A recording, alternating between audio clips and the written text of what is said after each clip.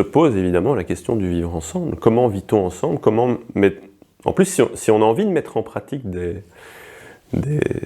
idées, comment est-ce qu'on arrive à mettre en pratique des idées ensemble? Est-ce qu'on est d'accord sur les idées? Comment est-ce qu'on construit quelque chose de commun finalement? C'est vraiment une formation faite pour les gens qui veulent se transformer. Oui, c'est ça. Encore ce midi, impressionné par la réponse que peut faire l'IA. C'est vrai que c'est bluffant, et on peut dire, mais ouais, c'est bon, on va passer à autre chose. Oui, mais la question des peurs, tout simplement des peurs fondamentales, ou même des émotions comme la tristesse, la joie, la question de philosophie politique, les liens, l'amitié, l'amour, la question de la liberté, la question de notre intériorité. C'est des questions, malgré les progrès de la technologie, vont jamais changer dans le groupe. Mais donc le message de base, c'est ne venez pas. C'est ça l'idée. Bonjour les philosophes, bienvenue dans ce podcast de Nouvelle Acropole Belgique. Je suis très heureux de vous recevoir aujourd'hui, c'est Sylvain. On va discuter très vite avec Jonathan et Sarah qui sont venus pour qu'on puisse discuter tous les trois de notre formation philosophique, de notre atelier philo-pratique. Et donc, je suis très heureux de vous recevoir aujourd'hui dans ce nouveau format qui va, à mon avis, durer très longtemps sur notre chaîne Nouvelle Acropole Belgique. Vous pouvez le retrouver aussi sur nos podcasts et diverses plateformes, Instagram, Facebook, etc. Enfin, vous verrez tout ça, mais sautons très vite dans le sujet d'aujourd'hui. Sujet d'aujourd'hui qui va être de parler justement d'un atelier philo-pratique. Qu'est-ce qu'un atelier philo-pratique ?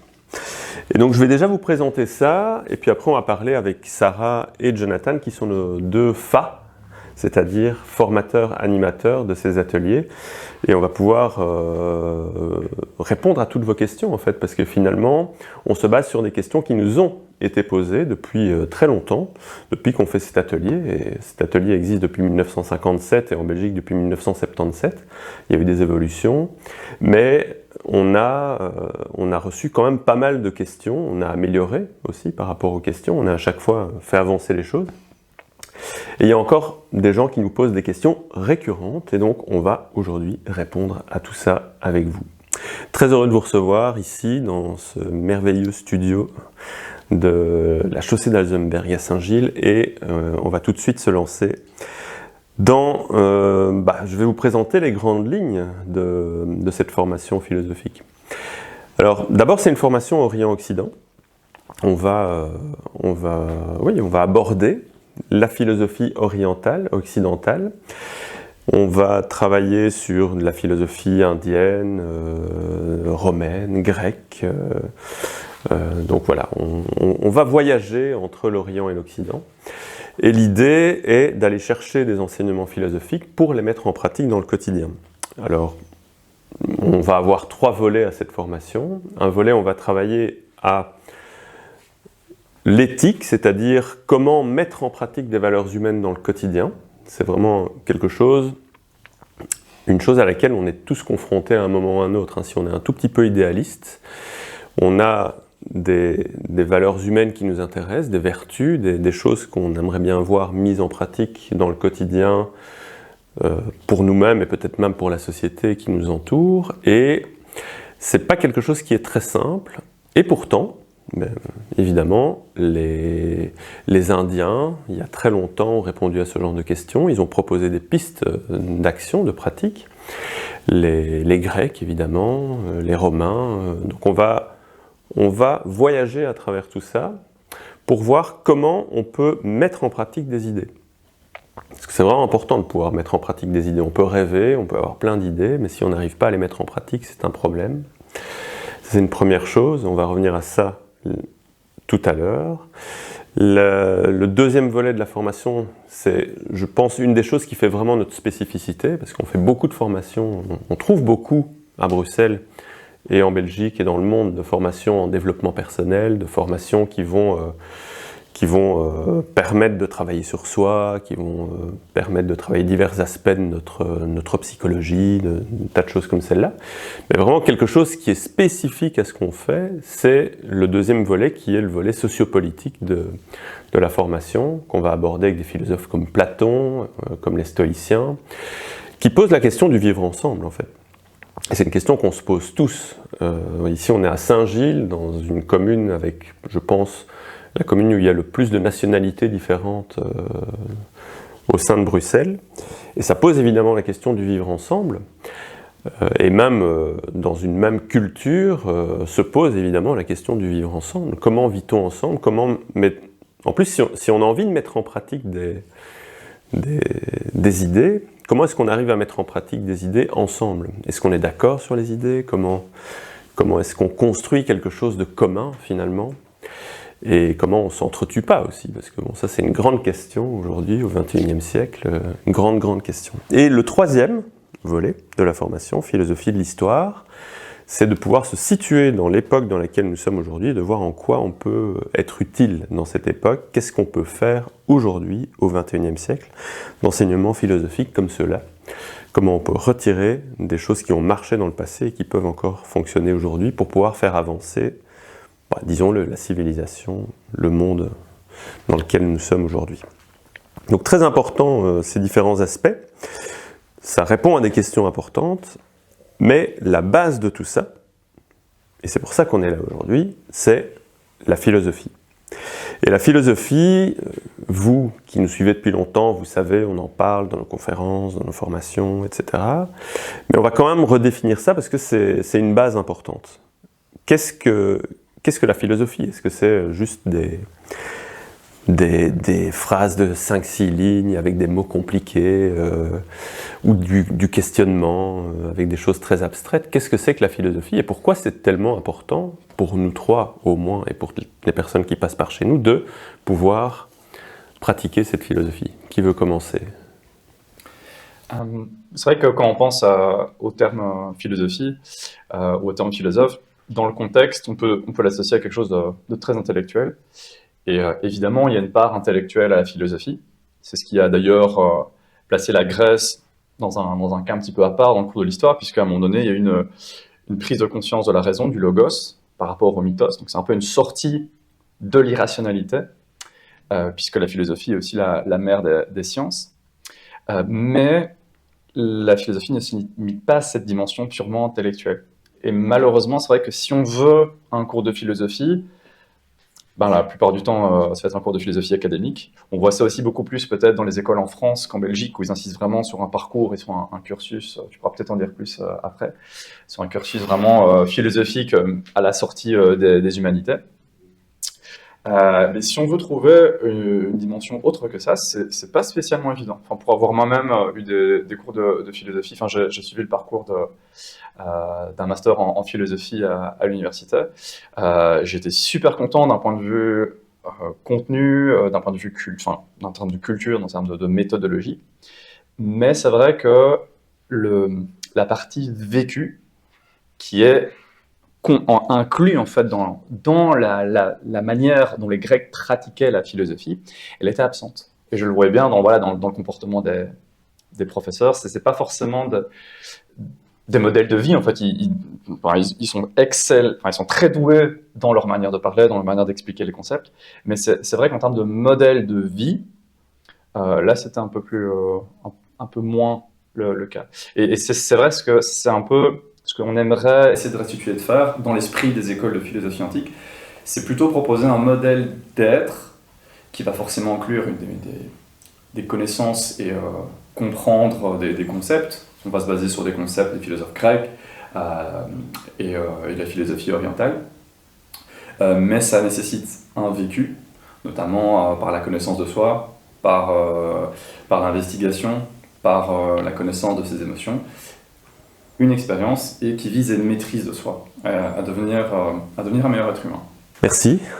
On va parler maintenant de la spécificité d'une association comme Nouvelle Acropole là-dedans, parce que des cours de philosophie, finalement, il y en a des tonnes. Qu'est-ce qui est spécifique à ce que nous proposons?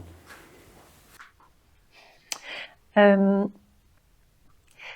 spécificité de Nouvelle Acropole, c'est d'abord le fait que ça soit une association qui existe dans plus de 50 pays dans le monde depuis 1957. Ça signifie une expérience d'enseignement et de formation qui est ancienne, très riche et multiculturelle. Alors, c'est une formation en philosophie qu'on dit éclectique, donc on étudie les différentes cultures du monde pour pouvoir en tirer le meilleur de chaque culture, en tirer l'essence et finalement comprendre qu'est-ce qu'un être humain, qu'est-ce qu'on a en commun en tant qu'être humain. Et ça nous permet, quand on étudie cette multiculturalité profonde, en profondeur, de l'exercer.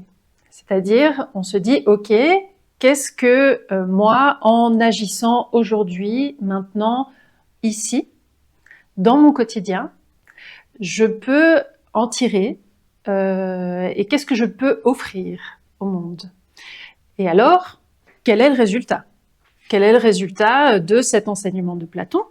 Quel est le résultat de cet enseignement syrien? Quel est le résultat de cet enseignement chinois?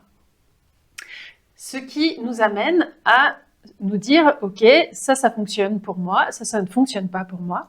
Qu'est-ce qui fonctionne chez le voisin? Parce que nous faisons c'est une école en groupe.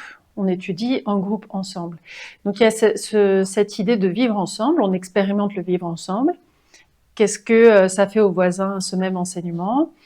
Et moi, j'apprends sur moi-même, il apprend sur lui-même, on apprend sur nous ensemble. Et alors, ça nous permet de fonder quelque chose. Oui, ce serait peut-être la base d'un bien commun, finalement. Mais donc, tu as abordé une dimension qui semble éminemment pratique, hein, finalement, mais dans le concret, dans les ateliers qu'on fait, de quelle pratique s'agit-il? On va faire quoi, du sport? On va faire qu'est-ce qu'on fait en fait? Est-ce qu'on fait du yoga? Toutes ces choses? C'est quoi? Enfin, tu viens de terminer, donc je propose Jonathan et puis on revient à toi. Donc, il y a eu, en fait, au fur et à mesure que la formule a évolué, au fur et à mesure des années, on va dire qu'on a toujours eu des pratiques, mais on les a intégrées de manière différente. Maintenant, ce qu'on fait, c'est plutôt un cours assez dense en première partie, plutôt assez dense du Nord. On va plutôt aborder les concepts théoriques. Par exemple, si on voit la Bhagavad Gita, on va parler de karma, on va parler de dharma, on va parler de l'histoire. Et puis après, on va plus se concentrer sur une partie pratique. Et dans cette partie pratique, il y a plein d'exercices différents qui font référence justement à ce qu'on a dit tout à l'heure, qui nous permettent aussi de sortir purement de l'intellect, des exercices pour se reconnecter au corps, donc des exercices de centrage, exercices tout simplement déjà de marcher, de prendre conscience de sa posture. Un exemple? Oui, un exercice de centrage, tout simplement déjà s'ancrer et se tenir droit. L'ancrage, c'est quelque chose qui est travaillé, par exemple, quand on fait du chant, quand on fait du théâtre, quand on fait des arts martiaux. Et donc, symboliquement, c'est se relier à nos trois centres qui font nous des êtres humains. Donc, c'est au niveau physique, c'est au niveau, par exemple, aussi mental, l'exercice de concentration, comme le tratak, qui est tout simplement la focalisation sur un point. Donc, on pourrait dire que c'est un exercice de méditation, même si c'est vrai que la méditation peut être compris différemment. Un exercice de concentration qui va permettre un peu d'évacuer le fourmillement d'idées, d'essayer de voir déjà, de prendre conscience qu'il y a toujours une espèce de toile de fond, et qu'on essaie justement pas forcément de s'identifier à tout ce flux de pensée. Des exercices d'observation de soi, oui, c'est vrai, un de mes exercices préférés que j'avais oublié, c'est la tenue d'un journal, alors qu'il ne se fait pas forcément pendant le cours, mais on invite vraiment les étudiants à tenir un journal d'observation d'eux-mêmes. Donc voilà, c'est assez varié. Oui, ça semble riche. Alors, spécificité encore de maintenant, il faut que j'arrête d'utiliser ce mot, mais on connaît cette formation philosophique depuis, tu l'as dit, 1957. mais elle a évolué avec le temps. Il y a eu plusieurs autres propositions qui se sont faites, on a tiré des expériences de nos erreurs, etc. Bon, il y a pas mal de choses. Hein. Et aujourd'hui, on peut proposer deux types finalement d'ateliers philo. C'est ce qui va se passer ici cette année 2025-2026. Et qu'est-ce que vous pouvez en dire? Parce que c'est pas pour rien que vous êtes là à deux. Donc il y a Sarah qui va donner le cours de l'atelier philopratique. Et toi, Jonathan, tu vas donner une toute nouvelle formule cette année. De quoi s'agit-il? Alors, bon, on a déjà un peu couvert la formule originale. Et c'est vrai que ça fait depuis quelques années qu'on essaye de trouver une formule un peu plus dynamique, qui peut donner un autre aspect. Et pendant un certain temps, on avait associé les arts martiaux à la pratique philosophique. Et là, on a envie de renouveler un petit peu cette approche. Et cette fois-ci, d'associer, donc, dans le cadre de la partie pratique, d'associer plutôt une approche sportive. Et voilà, ici, donc, le cours, pour l'instant, serait proposé par moi. Je suis actuellement, depuis quelques années, assez motivé par la calisthénie, qui est une pratique on va dire, qui s'approche assez fort de la gymnastique, qui prend un peu les bases de la gymnastique, les mouvements, c'est kalos-ténos, donc la beauté dans la force. Et on pourrait dire que c'est une forme de musculation au poids du corps. Mais ce que j'aime beaucoup en fait dans cette pratique, c'est que c'est pas, voilà, entre guillemets, une bête musculation, même si voilà, je respecte beaucoup les pratiquants de musculation, il y a vraiment une discipline. Mais dans la calisthénie aussi, il y a aussi une recherche justement de beauté. On va travailler la mobilité, la flexibilité. Donc, par exemple, voilà, un exercice qui sera un exercice centraux à apprendre, c'est le poirier, le handstand. Et ça demande déjà une proprioception, ça demande de l'équilibre, ça demande une certaine mobilité des épaules, donc il va falloir aussi travailler là-dessus. Ça demande quand même un minimum de force, Okay. Ça demande de dépasser ses peurs. Donc voilà, il y a pas mal de qualités, et l'idée justement c'est de lier en fait le travail de ces qualités, discipline, dépassement des peurs, à la dimension philosophique. C'est ça que j'allais te demander, parce que on peut trouver finalement le handstand dans plein de cours de calisthénie ou dans des salles, etc. Mais le lien fondamental avec la philosophie, c'est quoi? C'est ça. Enfin, tu as déjà dit que c'était un travail sur des qualités, qu'il pouvait là y avoir un lien, mais... En fait, l'idée c'est toujours de voir comment des exercices peuvent nous servir à nous connecter plus à nous-mêmes, et nous connecter, à nous rapprocher des autres, comme tu l'as dit. Et donc, clairement, on va faire ces pratiques comme on pourrait voir dans d'autres endroits à Bruxelles. Mais l'idée ici, c'est que ces exercices vont servir justement de base d'expérience pour venir illustrer nos cours. Et donc voilà, on cherche une base d'expérience vécue pour pouvoir justement travailler avec les concepts et vice-versa. Donc, et là, du coup, c'est comme ça qu'on va travailler. Bon, tu disais aussi qu'on cherchait une manière plus dynamique de faire les choses. Il ne faut pas croire qu'avec Sarah, ce sera moins dynamique. Hein. Je vous le dis tout de suite. Non, Sarah, non, ce ne sera pas moins dynamique. Mais effectivement, dans les deux approches, c'est un petit peu la même chose. C'est que la philosophie, dans le quotidien qui peut être vivre en famille ou travailler ou maîtriser son corps pour le sport, il y a toujours une dimension de maîtrise en fait qui va permettre d'être un meilleur être humain en fait, si j'ai bien compris ce que vous avez dit jusque maintenant tous les deux.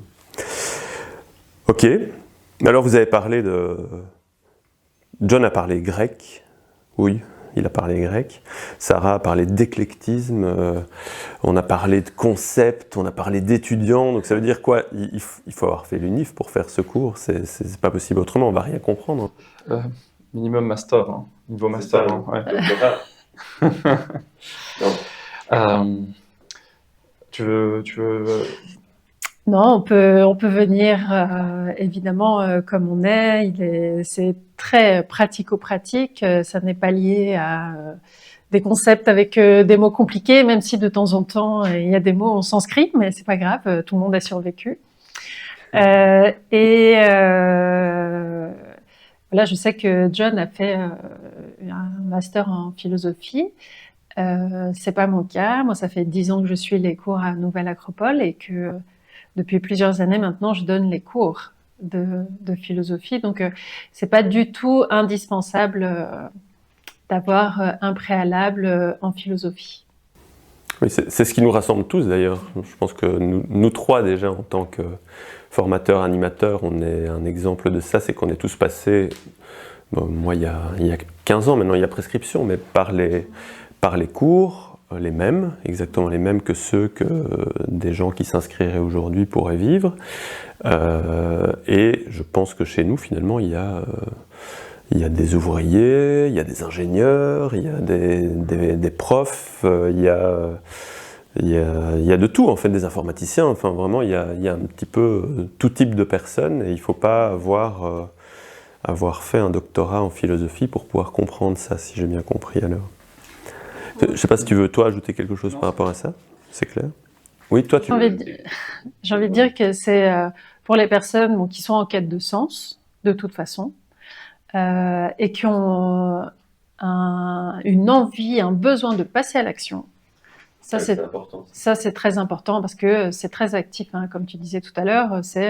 On se met au service. Alors, on va dehors faire du volontariat, on va servir des soupes aux personnes sans abri, on va faire la vaisselle ici, on va balayer. Il ne faut pas se dire que on va être là dans les nuages. Hein. C'est vraiment pratico-pratique. Comment est-ce que on travaille certains concepts? Parfois, c'est en lavant les vitres. Donc, oui, c'est une école de vie. Il faut être prêt à bouger, parfois plus que parler. Alors, j'ai abordé aussi tout à l'heure, on a parlé de la Bhagavad Gita, je crois que ça a 3000 ans, hein, plus ou moins. On a parlé de Platon, philosophe de l'Antiquité. Est-ce que ces vieux philosophes, dans un 21e siècle où on a révolutionné pas mal de choses, qui se posent pas mal de questions, est-ce que ces vieux philosophes peuvent répondre à des questions aujourd'hui? La raison pour laquelle on les connaît encore aujourd'hui, c'est qu'ils répondent toujours à ces questions. Je pense même que c'est ce qui fait la définition d'un classique. Un classique, c'est une référence, et c'est ce que sont ces philosophes et ces grands textes qui continuent à irriguer l'humanité de sagesse. Et ça, je pense que c'est vraiment important parce que on est dans une époque effectivement où la nouveauté et le côté révolutionnaire, les nouvelles choses, on dit c'est ancien, il faut mettre de côté. Mais la raison pour laquelle ces textes continuent à avoir de la valeur, c'est qu'ils continuent toujours à répondre à des questions essentielles. Parce que même si on a une heure où on disait encore ce midi impressionné par la réponse que peut faire l'IA, c'est vrai que c'est bluffant, et on peut dire mais ouais, c'est bon, on va passer à autre chose. Oui, mais là, la question des peurs, tout simplement des peurs fondamentales, ou même des émotions comme la tristesse, la joie, la question de philosophie politique, les liens, l'amitié, l'amour, la question de la liberté, la question de notre intériorité. C'est des questions, malgré les progrès de la technologie, vont jamais changer. Et donc, c'est ça qui fait la caractéristique des grands, c'est que en fait, ils ont été très pertinents. Et c'est en général pour ça qu'on continue à les trouver pertinents aujourd'hui. Oui, merci. Tu veux ajouter quelque chose? Non, c'est toujours très bien. Parfait, John. Merci. Dis encore. On n'a pas totalement éliminé l'orgueil tout en étant philosophe. Hein, ça, on ne peut pas faire, c'est pas possible. Ok. Alors, participer à un atelier philo, ça demande quoi? Je pense que ça demande une certaine dose d'engagement, non? Qu'est-ce que vous pouvez dire de ça? Oh, je sens que Sarah a envie de répondre. Elle adore ça, l'engagement. Nous, ici, le premier cycle, parce que c'est une initiation sur différents thèmes, qu'ensuite on peut poursuivre en deuxième année, troisième année, etc. Mais c'est une formation sur 1 an qui a lieu toutes les semaines, 1 fois par semaine. Pourquoi? Parce que on traite un sujet, Ensuite, on a des devoirs à faire, c'est-à-dire, par exemple, dans le cas de la Bhagavad Gita, on doit observer pendant la semaine entre les 2 cours quels sont mes ennemis et mes amis intérieurs, quelles sont les habitudes qui me tirent en arrière et celles qui me portent, par exemple. Et donc, toutes les semaines, il y a des exercices à faire, il y a un engagement vis-à-vis des autres personnes du groupe, puisque c'est, comme je disais tout à l'heure, le fait de comparer nos expériences, etc., qui nous enrichit, qui nous permet d'identifier ce qui fait vraiment de nous des êtres humains. Alors, cette formation est vraiment faite pour des personnes qui sont capables de s'engager à venir toutes les semaines et pas oui, je suis fatiguée ou là je le sens pas, bon bah je viens pas quoi. Non, ça coûte aux autres personnes qui font le déplacement, au formateur qui a pris le temps de préparer son cours chaque semaine pour l'actualiser et faire en sorte qu'il soit vraiment adapté à toutes les personnes qui sont là. Ça fait partie de l'exercice. Et ça fait partie de l'exercice, oui. Le directeur international en parle aussi comme l'école de la volonté. On est vraiment dans un exercice de culture, de nous centrer sur ce qui est vraiment important pour nous, même si au niveau émotionnel et temporel, ça n'est pas tout à fait le moment, quoi. J'ai envie de rajouter quelque chose par rapport à ça. Aussi peut-être pour modérer un petit peu dans le côté il faut venir toutes les semaines. on a la condition. Ouais.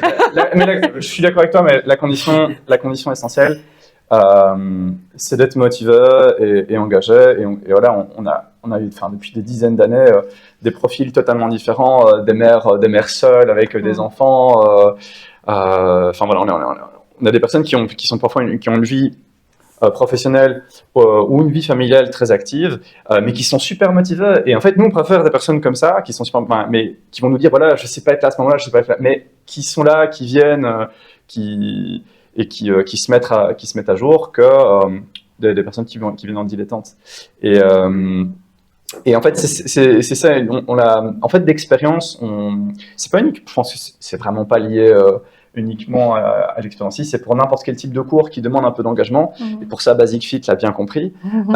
C'est-à-dire qu'il fait payer un abonnement et en sachant très bien dans son plan marketing qu'il va avoir plus de la moitié des personnes qui vont jamais aller au bout. Nous, c'est ce qu'on aimerait éviter. En fait, on aimerait que la personne qui commence, en fait, aille jusqu'au bout, même si on sait que on voit souvent que malheureusement, des personnes qui commencent, ont du mal à terminer. Donc voilà aussi l'objectif. L'objectif ici, c'est que les personnes viennent. On préfère qu'une personne commence la formation jusqu'au bout. Et il y a parfois des personnes qui disent voilà, j'ai ça qui se passe et tout, j'aimerais vraiment bien participer, mais je pars en Erasmus. À ce moment-là, on dit on préfère que du coup cette personne revienne 6 mois ou 1 an plus tard, que absolument l'avoir dans le groupe. Mais donc le message de base, c'est ne venez pas. C'est ça l'idée, ne venez pas si vous n'êtes pas prêt à ça. J'ai envie d'ajouter aussi, il y a les dialogues philo, 1 fois par mois, on a des conférences, des ateliers. Il y a aussi moyen d'avoir des contacts avec notre école sans s'engager de venir 1 fois par semaine. C'est vraiment une formation faite pour les gens qui veulent se transformer. Oui, c'est ça. Okay. Juste pour...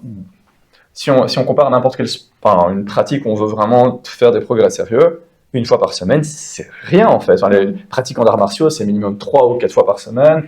Les go muscu, c'est 3-4 fois par semaine. Nous, ce qu'on demande, c'est minimum 1 fois par semaine. C'est déjà pas évident. Mais en sachant aussi qu'on va pratiquer entre les séances, et que la vie elle-même est une pratique par rapport à ça. Oui, effectivement.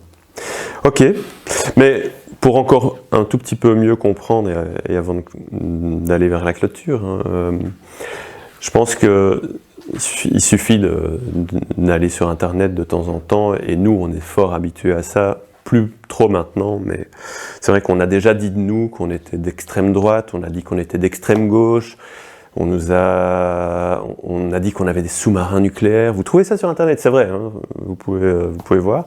On a des sous-marins nucléaires, on influence des partis politiques. C'est quoi tout ce bazar en fait? Est-ce que Nouvelle Acropole est liée à un parti politique ou à une voie politique? Est-ce que c'est une secte? Allez, disons carrément le mot, hein, parce que parfois on nous dit ça, vous êtes une secte, mais qu'est-ce que ça veut dire? C'est vrai que c'est une question, comme tu dis, ça fait un petit bout de temps qu'on n'a pas spécialement des personnes qui nous le demandent ou quoi, mais c'est vrai que en fait, la proposition de Nouvelle Acropole, dans ce contexte, clairement, peut faire penser à une proposition sectaire, parce que il y a un côté original en fait dans le fait de mélanger une approche philosophique, une approche culturelle, une approche de volontariat, avec quand même une dimension spirituelle et d'intériorité. Et en fait, ça pose question. Et moi, quelque chose qui m'avait un peu fait rire et rassuré dans ce sens-là, c'est que quand j'étais à l'université, j'étais dans un code très engagé dans la question de la simplicité volontaire. Et à ce moment-là, la référence était Pierre Rabhi, quoi. Pierre Rabhi, les oasis, enfin, c'était vraiment quelque chose de waouh, c'est génial. Et en fait, quelques années plus tard, on l'a traité de sectaire. Parce que Pierre Rabhi, clairement, il a une approche spirituelle. Et alors, je pense à Pablo Servigne, notamment, qui est très proche de lui, parce que si je me souviens bien, il a des liens familiaux. Et voilà, il fait aussi partie de ses références. Donc, Pablo Servigne, qui a écrit un livre sur la collapsologie. Pareil, ils ont eu aussi des critiques à un moment donné de mais qu'est-ce que vous faites avec votre délire spirituel. Donc, à partir du moment où on intègre une démarche intérieure et spirituelle, dans une société qui est matérialiste et tournée vers l'individuel, ça pose question. J'ai envie de spécifier aussi, merci, que le fait de dissocier la philosophie et la spiritualité, c'est très récent, c'est 19e occidental, quoi. On peut pas parler de philosophie, de la philosophie de Platon ou de Confucius, sans parler de Dieu. Donc, allez, on peut pas éradiquer tout un champ de la philosophie parce que c'est se limiter énormément dans notre liberté de penser, quoi, en fait. Donc voilà. C'est sûr que c'est un aspect essentiel. Et on retrouve aussi chez des philosophes comme Platon un certain ésotérisme. On peut retrouver ça évidemment dans les philosophies orientales. Et l'ésotérisme, oui, bon, quand on est un petit peu sensationnaliste, c'est quelque chose qu'on peut vite monter en épingle, qui fait un peu peur, qui fait un peu ouh, c'est bizarre, etc. Alors que finalement, c'est quelque chose qu'on retrouve dans toute la philosophie occidentale et orientale. Mais évidemment, il faut bien le comprendre, hein, c'est pas du New Age qu'on fait ici, c'est pas des choses totalement farfelues. Il y a des profs d'université, des services universitaires qui ont étudié l'ésotérisme de manière très sérieuse en fait, et donc il y a aussi quelque chose comme ça qu'il faut pouvoir remettre comme une expérience humaine fondamentale finalement. Bon, on va clôturer pour aujourd'hui. On va clôturer peut-être par une question philosophique pour terminer, hein, vu qu'on est là pour ça. Qu'est-ce que la philosophie apporte au monde, en fait? C'est ça la question. Pourquoi est-ce qu'on fait de la philosophie aujourd'hui? Qu'est-ce que la philosophie peut apporter au monde? J'ai envie de reprendre, je ne sais plus quel philosophe dit ça, mais que la philosophie, c'est la nostalgie des mystères. Et qu'on a une époque hyper rationnelle. Et voilà, ça fait partie de l'histoire. Et ça aussi, c'est un des pans, on en a peut-être moins parlé, mais l'étude justement de la philosophie de l'histoire, c'est important pour comprendre d'où on vient et où on va. Donc on ne peut pas totalement rejeter la dimension rationnelle, mais la philosophie, justement, elle ouvre une porte à la base rationnelle pour aller découvrir des mystères, justement, qui dépassent la raison. Et c'est aussi voilà, ça que la philosophie peut apporter dans le monde, c'est renouer notre dimension logique, rationnelle, à notre part de mystère et d'intériorité qui reste, qu'on ne peut pas tout expliquer par la raison. Un certain réenchantement. Ouais, je pensais du coup aussi au réenchantement. Je dirais que La philosophie nous permet de nous reconnecter vraiment profondément à nous-mêmes, à qui on est, et nous permet de faire aujourd'hui des actions qui sont justes et désintéressées, et que les actions qu'on fait aujourd'hui, c'est l'histoire de demain. Alors autant faire des actions justes et désintéressées aujourd'hui pour faire une histoire qui soit juste et désintéressée. Bon, ça a l'air d'être un excellent mot de la fin. Bon, je vous remercie beaucoup, vous deux, de vous être prêtés à cet exercice dans ce nouveau format. Je suis vraiment très heureux d'avoir pu partager ces différentes idées avec vous, et c'est pas la dernière fois qu'on va le faire, parce qu'on va continuer. Alors, merci à vous d'avoir suivi ce podcast. Si vous avez aimé tout ce qui s'est passé maintenant dans ces 30 dernières minutes, mettez un pouce sous la vidéo, évidemment, un bleu, un grand. Partagez-la autour de vous. Commentez, parce que ça nous aide pour le référencement. Mettez des commentaires, on répond à tous les commentaires, et c'est nous qui répondons directement, c'est pas une IA. Donc voilà. Suivez-nous encore, abonnez-vous si vous ne l'avez pas encore fait, mettez la cloche parce que dans les jours qui viennent, il va y avoir d'autres vidéos comme celle-ci. On est parti sur les podcasts et on ne va pas s'arrêter. C'était un grand plaisir de vous recevoir ici aujourd'hui et je vous dis à la prochaine. Bye bye les philosophes, ciao.